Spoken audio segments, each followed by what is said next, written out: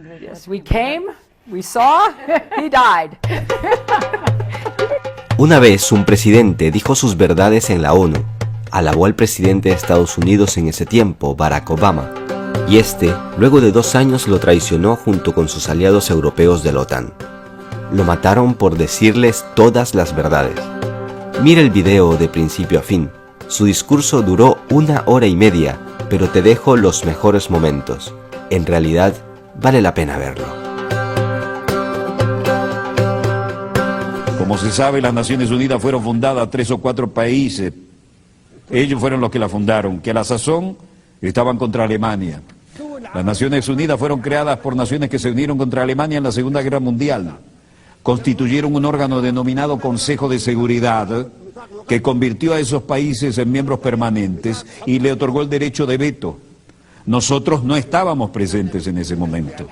Las Naciones Unidas se configuraron de acuerdo con esos países que tenían la intención de que nos sumáramos a los planes originales. Esa es la esencia real de las Naciones Unidas cuando se fundaron hace más de 60 años. Eso sucedió en ausencia de unos 165 países a razón de 1 a 8. Es decir, 1 estaba presente y 8 estaban ausentes. Esos países redactaron la carta, de la cual tengo aquí una copia. Al leer la Carta de las Naciones Unidas, se puede constatar que el preámbulo de la Carta difiere de sus artículos. ¿Cómo surgió la Carta? Todos los que asistieron a la Conferencia de San Francisco en 1945 participaron en la redacción del preámbulo, pero dejaron los artículos y el reglamento interno del llamado Consejo de Seguridad en manos de los expertos, los especialistas y los países interesados, países que habían establecido el Consejo de Seguridad, los que se habían unido contra Alemania. El preámbulo es muy atractivo, nadie lo objeta, pero todas las disposiciones que aparecen después lo contradicen completamente. Rechazamos esas disposiciones y nunca las respaldaremos. Se volvieron obsoletas después de la Segunda Guerra Mundial. En el preámbulo, por ejemplo, se afirma que todas las naciones, pequeñas o grandes, son iguales. ¿Somos iguales en lo que respecta a los pueblos y en los puestos permanentes del Consejo de Seguridad? No, no lo somos. En el preámbulo se afirma por escrito que todas las naciones son iguales, sean pequeñas o grandes. ¿Tenemos nosotros derecho de veto? ¿Somos iguales? No. En el preámbulo se dice que tenemos igualdad de derechos, ya sean nuestros países grandes o pequeños. Eso es lo que se declara y lo que acordamos en el preámbulo. Por tanto, el veto en el Consejo de Seguridad contradice la Carta. No aceptamos ni reconocemos el veto. En el preámbulo de esta Carta se afirma que no se deberá recurrir a la Fuerza Armada, salvo en interés común. Ese es el preámbulo que acordamos y firmamos, y nos sumamos a las Naciones Unidas porque queríamos que esta Carta reflejara eso. Se indica que solo se recurrirá a la Fuerza Armada en interés común de todas las naciones. Pero ¿qué ha sucedido desde entonces? Han estallado 65 guerras desde la creación de las Naciones Unidas y desde la creación del Consejo de Seguridad. 65 guerras desde su creación, con millones y millones de víctimas, más que en la Segunda Guerra Mundial. ¿Acaso en esas guerras, así como la agresión y la fuerza se utilizaron en esas 65 guerras, responden al interés común de todos nosotros representados aquí? No. Esas guerras se llevaron a cabo en aras de los intereses de 1, 3 o 4 países, pero nunca de todas las naciones. Hablaremos acerca de si esas guerras respondían al interés de un solo país o de todas las naciones. Esto contradice de manera flagrante la Carta de las Naciones Unidas que firmamos, y a menos que actuemos de conformidad con esta Carta de las Naciones Unidas que acordamos, lo rechazaremos y no temeremos hablar con nadie en términos que no sean diplomáticos.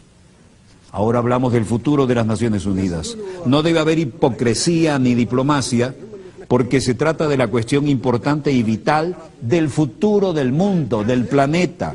La hipocresía dio lugar a estas 65 guerras que han estallado desde la creación de las Naciones Unidas.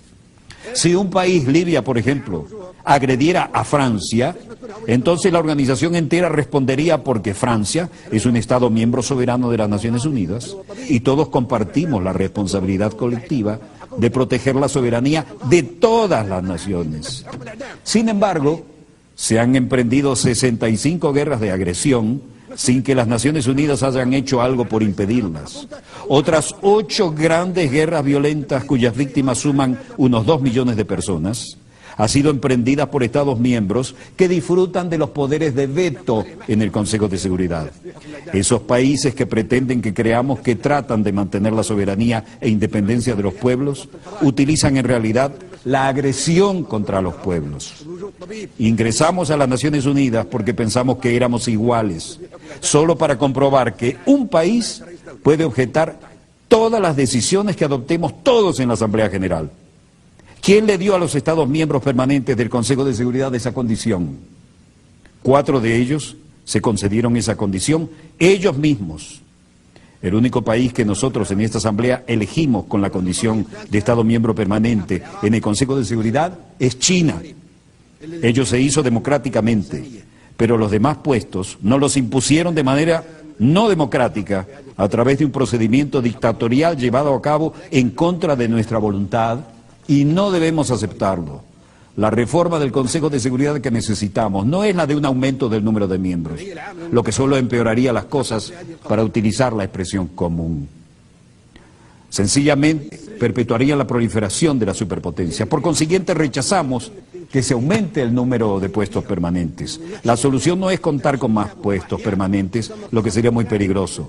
Aumentar las superpotencias aplastaría a los demás pueblos de los países pequeños, vulnerables y del tercer mundo, que se están agrupando en lo que denominamos el grupo de los 100. 100 países pequeños que se unen en un foro que un miembro ha denominado el Foro de los Países Pequeños. Comunicar sus esfuerzos para superar los desafíos que son nuestro principal enemigo común: el cambio climático, las crisis internacionales, el deterioro económico del capitalismo, la crisis alimentaria, la crisis del agua, la desertificación, el terrorismo, la inmigración, la piratería, las epidemias naturales y las epidemias causadas por el hombre, la proliferación nuclear. Tal vez la gripe H1N1 fue un virus creado en un laboratorio que quedó fuera de control y que originalmente se había concebido como un arma militar. Entre esos retos también cabe citar la hipocresía, la pobreza, el miedo, el materialismo y la inmoralidad. Ningún país tiene derecho a intervenir en los asuntos internos de ningún gobierno, sea este democrático o dictatorial, socialista o capitalista, reaccionario o progresista. Esto es responsabilidad de cada sociedad. Es un asunto interno. Si todos nosotros tenemos votos para decisiones importantes aquí en la Asamblea, y no solo el Consejo de Seguridad de la ONU, tendremos justicia y democracia. Y ya no tendremos un Consejo de Seguridad formado por países que han sido elegidos por tener armas nucleares, economías ricas o tecnologías avanzadas. Eso es terrorismo. No podemos permitir que el Consejo de Seguridad sea dirigido por superpotencias. Eso es terrorismo en sí mismo y por sí solo. Si queremos que el mundo esté unido, sea seguro y pacífico, eso es lo que debemos hacer. Decidir todos aquí en la Asamblea. Si queremos seguir viviendo en un mundo de guerras, ustedes eligen. Seguiremos teniendo conflictos y luchando hasta el día del juicio final. A nosotros, los africanos, nos alegra y nos enorgullece el hecho de que el actual presidente de los Estados Unidos sea un hijo de África. Es un acontecimiento histórico. En un país donde en otros tiempos los negros no podían mezclarse con los blancos en los cafés o restaurantes, ni sentarse junto a ellos en el transporte público, el pueblo estadounidense ha elegido como su presidente a un joven negro, el señor Obama, de ascendencia keniana. Eso es algo maravilloso, de lo cual nos sentimos orgullosos. Es el comienzo de un cambio. Sin embargo, en lo que a mí respecta, Obama es un alivio temporal para los próximos 4 o 5 años.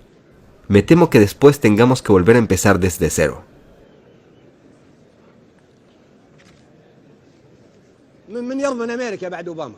Nadie puede asegurar cómo se gobernará a los Estados Unidos después de Obama.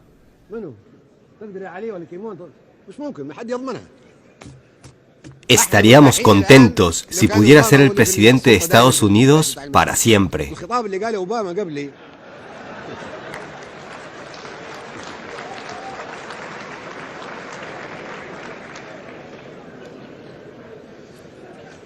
Los presidentes estadounidenses solían amenazarnos con todo tipo de armas. Nos amenazaban con lanzar operaciones como Rolling Thunder, enviada a Vietnam, o como la Tormenta del Desierto, enviada a Irak, o la Operación Mosquetero, enviada a Egipto en 1956, o las rosas envenenadas que Reagan envió a los niños libios. ¿Pueden imaginarse? Sería lógico pensar que los presidentes de un país tan grande, con un puesto permanente en el Consejo de Seguridad y con derecho a veto, nos habría protegido y nos habría enviado la paz. Pero no. ¿Qué recibimos a cambio? ¿Bombas dirigidas por láser transportadas en casas F-1? Este era su enfoque. Nosotros dirigiremos el mundo, les guste o no, y castigaremos a todo el que se oponga a nosotros. El discurso que pronunció nuestro hijo Obama hoy es completamente diferente. Hizo un llamamiento serio a favor del desarme nuclear, lo cual aplaudimos. Dijo también que los Estados Unidos por sí solos no podían resolver los problemas que enfrentamos y que el mundo entero debería unirse con ese fin. Dijo que debemos hacer más de lo que hacemos ahora, que es solamente pronunciar discursos. Estamos de acuerdo y lo celebramos. Dijo que habíamos venido a las Naciones Unidas a achacarnos unos con otros. Y lo cierto es que cuando venimos aquí deberíamos comunicarnos mutuamente en pie de igualdad. Dijo además que la democracia no debe imponerse desde fuera, pero en realidad hasta hace poco los presidentes estadounidenses decían que se debía imponer la democracia a Irak y a otros países. Pero Obama habló con franqueza cuando dijo que la democracia no puede imponerse desde fuera.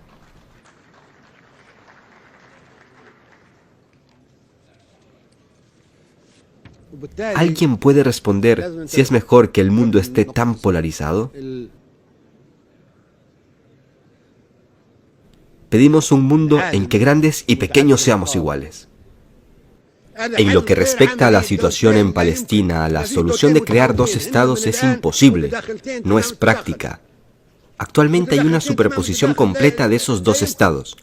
La partición está condenada al fracaso. Estos dos estados no son vecinos, sino que son coexistentes, tanto en términos de población como de geografía. No se puede crear una zona de amortiguación entre los dos estados, porque hay 500.000 de colonos israelíes en la ribera occidental y 1 millón de palestinos árabes en el territorio conocido como Israel. Por lo tanto, la solución radica en un Estado democrático sin fanatismo, por razones religiosas o étnicas. La generación de Sharon y Arafat se han acabado. Necesitamos una nueva generación en la que todos puedan vivir en paz. Observen a los jóvenes palestinos o israelíes. Ambos desean paz y democracia. Quieren vivir bajo un solo Estado. Ese conflicto está emponzoñando al mundo.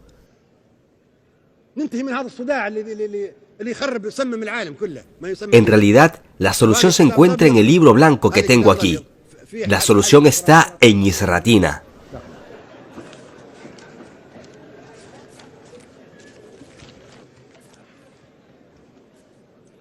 Los árabes no albergan ninguna hostilidad ni animadversión hacia Israel. Somos primos y pertenecemos a la misma raza. Queremos vivir en paz. Los refugiados deberían regresar a sus casas. Son ustedes quienes provocaron el holocausto entre los judíos.